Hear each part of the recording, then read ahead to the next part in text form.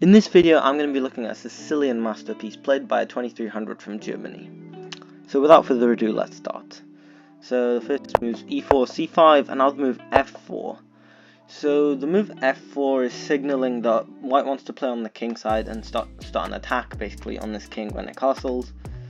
And it was very popular in the late 20th century because people would just play knight c6, knight to f3. You'd get a nice attacking structure like this, and after bishop g7 they could also take on c6.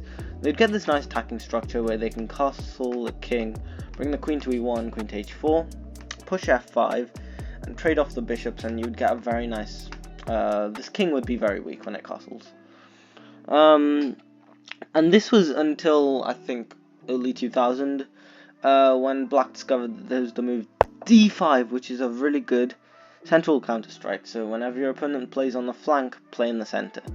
So the move d5 is really good because it disrupts white's plan, and because it's a flank pawn pushing, so it's f4, and f4 is in front of the king, so this is weakening the king's diagonal. So if you can try and control the center as much as possible, it's very good. So d5 is definitely the best move here by far. I mean, the main line here goes e takes d5, knight to f6, which is the Tal gambit, and then if they try and hang on to the pawn, there's the move e6, which is quite a really good move. D takes e6, bishop takes e6. White's up a pawn, but black has a lot of development. There's a lot of holes in white's position, and black can develop very quickly and start creating threats positionally and tactically in white's position. So in this game, however, white played e5, and now e5 isn't a great move because it opens up a lot of light squares for black, which they can envelop. So now the move knight c6 was played, knight to f3 most natural, and now bishop g4. This is the key move. So when white plays this, they're signaling that they're trying to play c3 and d4. So what black can do by playing bishop g4 is try and discourage it, because when they play c3 and d4, black can take on d4, and then d4 will be an isolated pawn, and black can get lots of pressure by playing moves like queen b6, knight to e7 to f5. There'll be 3 attackers already. Sometimes you can just eliminate this knight, and then this pawn will be free for the taking. So c3 was played here, which is the most natural.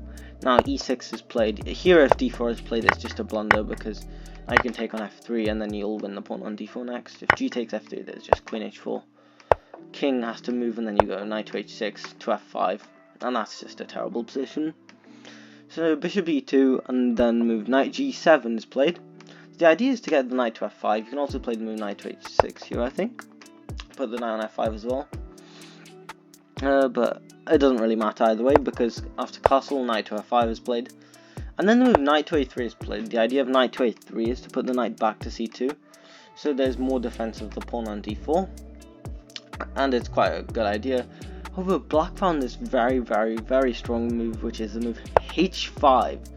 h5 is a very strong move because when white tries to get rid of this bishop on f3, they can take on f3. After bishop takes f3, there's an artificial like square where black can keep the knight, because otherwise there would have been ideas of g4.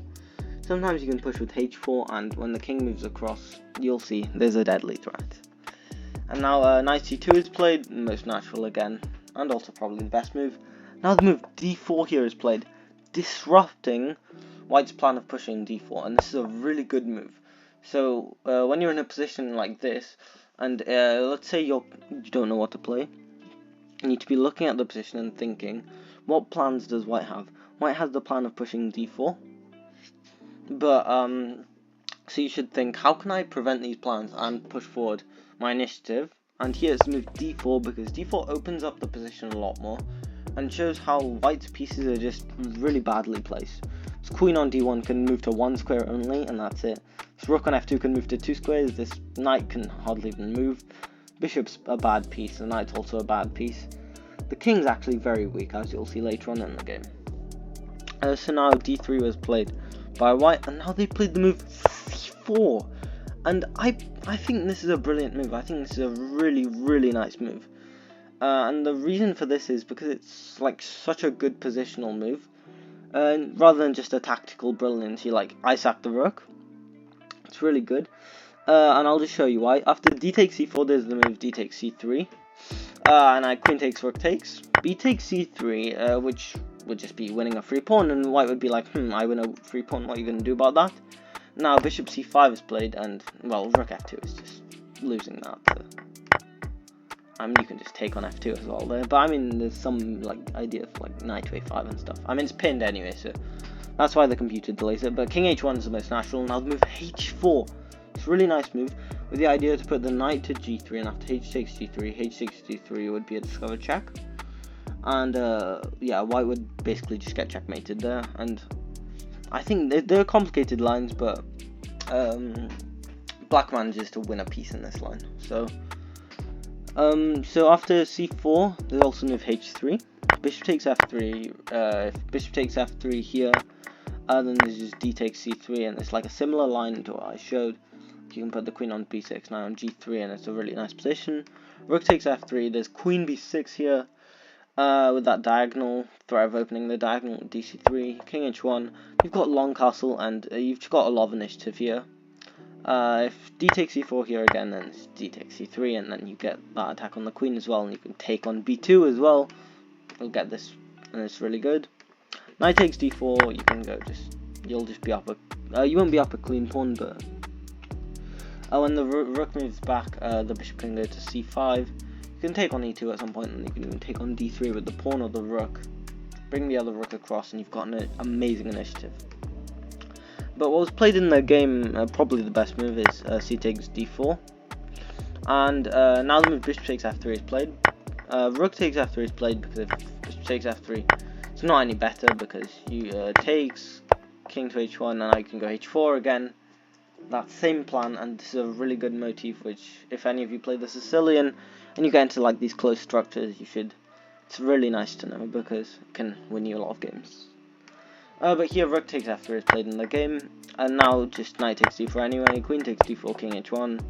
Now long castle, and it's similar to a line I showed before. It gets black a lot of initiative because, well, they've got this full control of the open file. This knight's really well placed. This rook is just sitting there, useless. That bishop is there, useless. These two pieces haven't even been developed, and although these two pieces technically haven't been developed, once this bishop comes to c5, it becomes an absolute monster. This rook is on the file, and it's targeting the king with ideas of h1, knight g3, like I've shown. So that's why it's probably like about, yeah, -1, what the engine says. Now queen f1 is played. Not too sure what queen f1 does, but to be honest, there aren't many other good moves for white.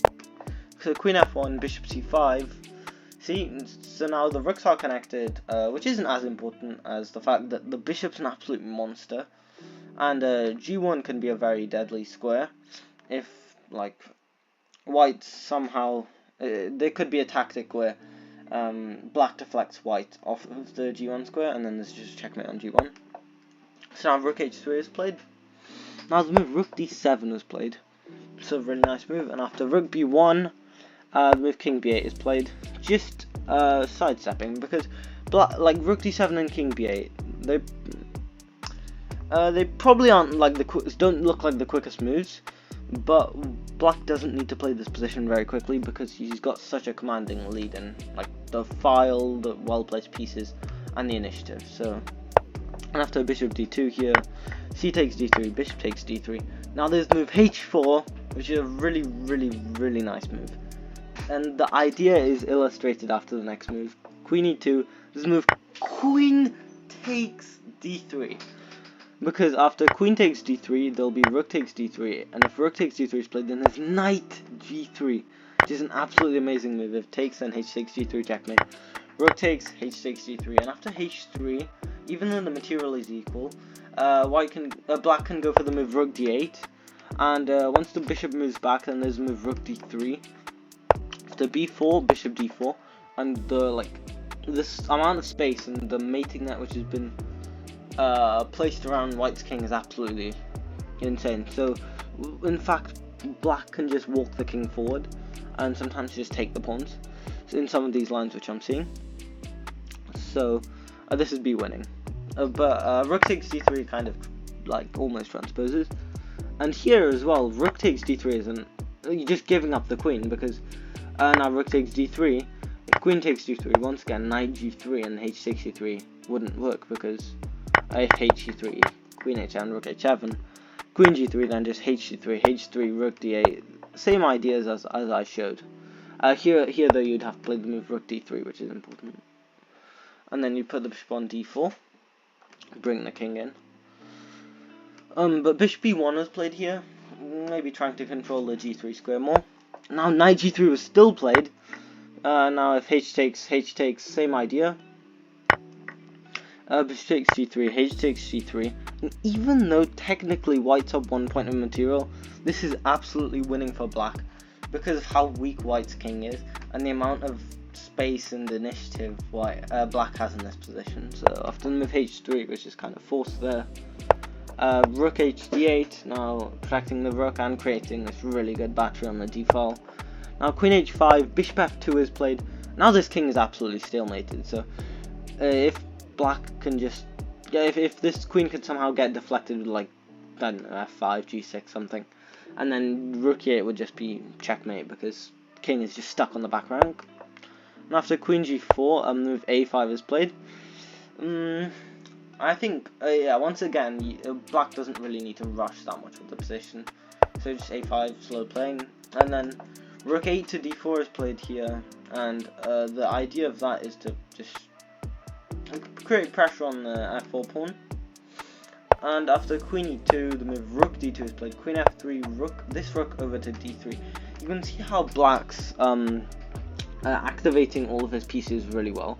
And after queen g4, just playing g6, got a great pawn structure. All of white's pieces are very badly placed, and look how well placed all of black's pieces are. That's why black has such a good position, almost -5, 6 or something from the computer. So after rook b1, I mean, white can really just shuffle around and that's it. Maybe just shuffle with the queen back and forth. It's the only thing white can do. After bishop b6, with the idea to put the rook on f2 maybe, and maybe take on g2. Rook e1 is played, rook takes b2. If they just play something like b3, then there's the move rook e3, and then you try and get this. Yeah, that's probably the idea of bishop b6, then, isn't it? Rook takes b2, rook a1, trying to protect that pawn, but it doesn't mean anything. You can also go rook, sorry. No, you have to defend that. Rook bd2, and then after rook e1, you can just bring the king to a7 to stop any checks. a4, rook b3, rook c1, rook e3, rook f1, rook d2 e2, with the idea of rook e1. And the way black can live in this endgame is absolutely amazing, because white cannot stop rook e1 without sacrificing material like this, but that's just absolutely lost. Anyway, so in this position white resigned, and what a spectacular game played by black, because that's such a strong game. If you look at all the key positions which are played, moves which are played, d5 was played, knight c6, knight to f3, bishop g4. There's so many positional concepts and ideas which can be learnt from this. Bringing the knight to f5 when e5 is pushed, playing h5 and pushing d4 when they try and white wants to play d4 themselves. Playing the move c4 here, which is an absolutely amazing breakthrough into the position, and then just winning the pawn, getting a really strong initiative like in this position, bringing the bishop to c5. And then finally playing h4 here with the idea of knight c3, which is a really silent threat. And then here queen takes d3 is the move of the game, if I had to choose one. So I really hope you guys enjoyed this recap, and if you enjoyed, please subscribe and drop a like below, and I'll see you in the next video.